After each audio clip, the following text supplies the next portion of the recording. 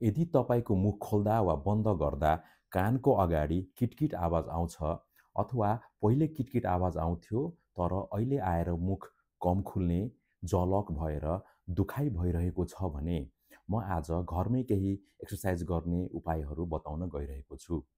यसलाई 6x6 exercise भनिन्छ, जसमा तल्लो दाँतलाई बिस्तारै अगाडि सारेर माथिको दाँतसँग एज टु एज बाइट गराउने। जस्तै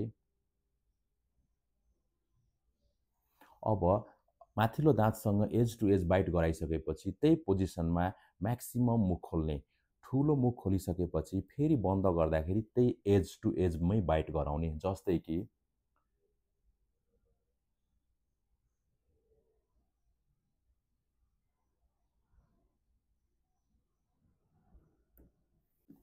यो प्रक्रिया 6 चोटि रिपिट गर्ने र दिनभरिमा 6 साइकल गर्ने।